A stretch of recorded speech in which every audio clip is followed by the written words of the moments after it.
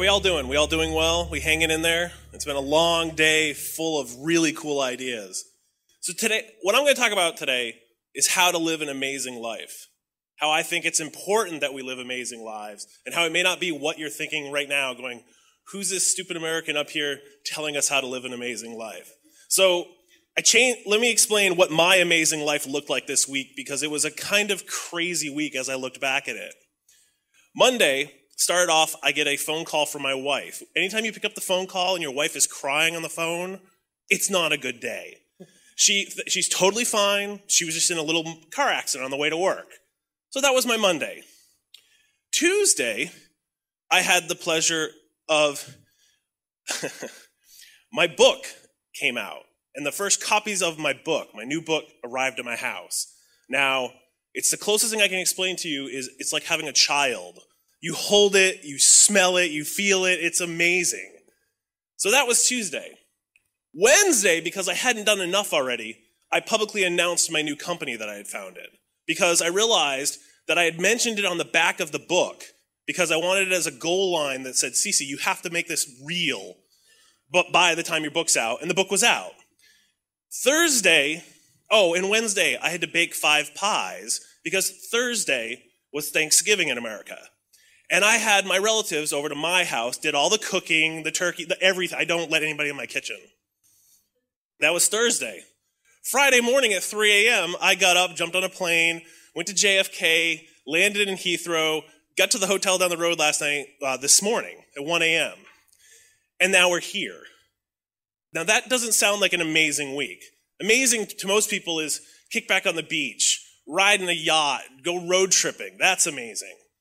But what I'm saying, that is amazing. Because you know why? It was my week. I was in control of it. I'm my own boss. I'm doing what I love doing. And that's where I think not enough people are doing what they love doing. And it's not easy. Trust me. I know for a fact it'd be much easier to punch a clock, to work 9 to 5, to go home when I leave work, to go home and not think about work. I have a feeling, I know I'm not alone in this, that whatever you do, you probably think about it nonstop. It's not one of those things that you just go, oh, the workday's done, I get to go home. When you're living an amazing life, you work nonstop, or at least you're thinking about it. But you balance it out with unplugging. I would not do this if it was not for my family. I've got 2 great kids. I love them to death. I have the best wife in the world. She's my best friend. I couldn't do it without her. She's the one that lets me do this, and it's why I work so hard. And it's one of those things that's tough. Trying to explain to my mother why I was getting up on Black Friday, as we call it in the States, to leave after Thanksgiving and come to England. She doesn't get it. I love my mom. Mom, when you're watching this, I love you, but she doesn't live an amazing life. She doesn't understand this. She was very confused why I was doing this. But it's one of those things that I think if we're going to teach our kids, if we're going to have the family, the life we want to lead, we've got to lead by example. We've got to do what we want to do. It's different for each of us. You know, there's nothing wrong with that 9 to 5 job either, if that's what's right for you. But slaving away and hating every minute of it eventually is going to just eat away at you. If that's not what you want to do. I'll never forget, again, back to my wife being the great woman that she was. Yeah, she's going to kill me for that one. Love you, sweetie. 2006, I'm working at a college. I have a killer job. I am bringing home stupid amounts of money. I have amazing benefits. I'm never going to lose this job. It's the type of job where you don't have to really worry about, the college is not going anywhere. They keep charging students lots of money. They're not going away. Spent 6 months on this project. It didn't go the way that I needed it to go. I walked home that night and told my wife, I need to start looking for a new job. We've got 2 little kids. Yeah, honey, that's a great idea. But what was interesting, because this world we live in has nothing but opportunities for all of us, she went to bed that night, me saying, honey, I got to start looking for a new job. She woke up in the morning with me saying, hey, honey, I got a new job. And what? I sent a simple email to a friend, said, hey, I'm going to start looking. Turns out he was starting a new business and wanted me in it. Those type of things happen when you're really working hard, you're constantly meeting people. You have no idea if the people you're sitting next to in this room, some years down the road, you might cross paths again and do something. You never know when that's going to happen.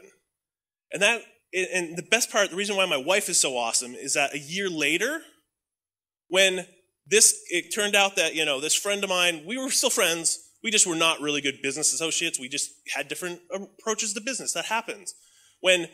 As we're putting a down payment on a new house, the entire mortgage industry is collapsing in America. And I say, you know what? I think I want to leave this company because it's not for me. What are you going to do? I don't know yet. I'm going to do something. I'm going to do freelance. I'll figure it out. And she looks me in the eye. She says, all right, you haven't let me down yet. Don't start now. You want to talk about pressure? Well, that was 3 years ago. I've done a lot of things since then.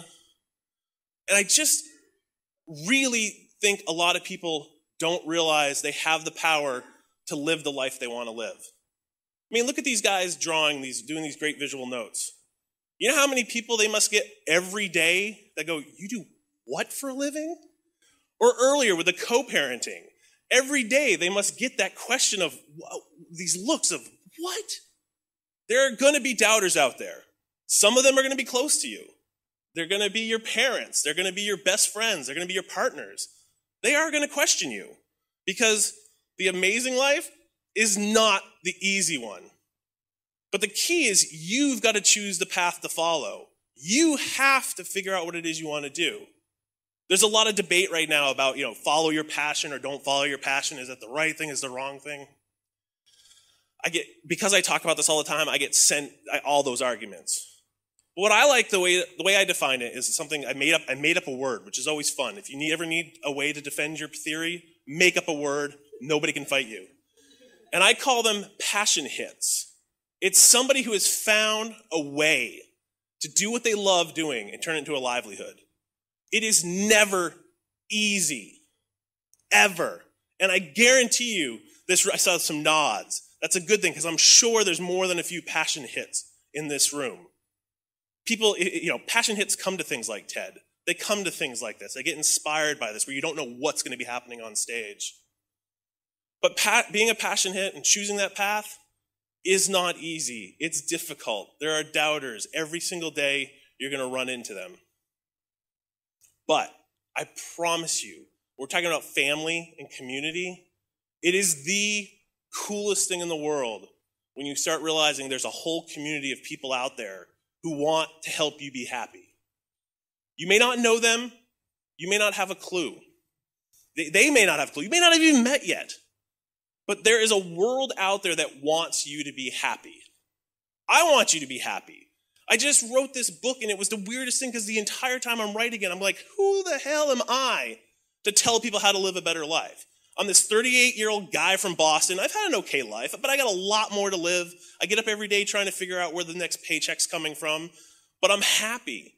And it was, God bless my editor, because she said, listen, there are plenty of people out there selling the dream. They're charging $9.99 for their DVDs, order now.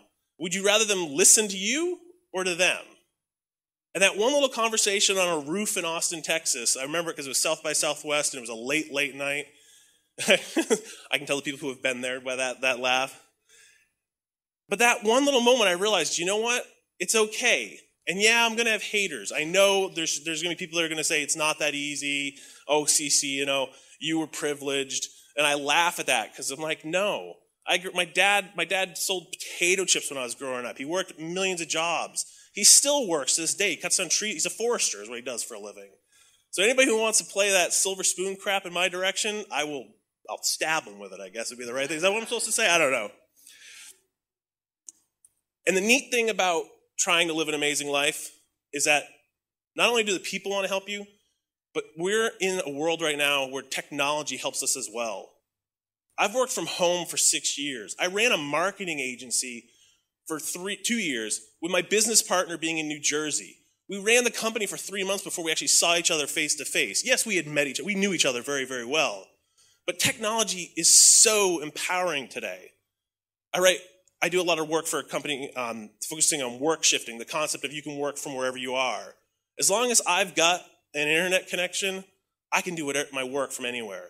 And those jobs are getting more and more real every day. I just wrote a guide for work shifting for parents.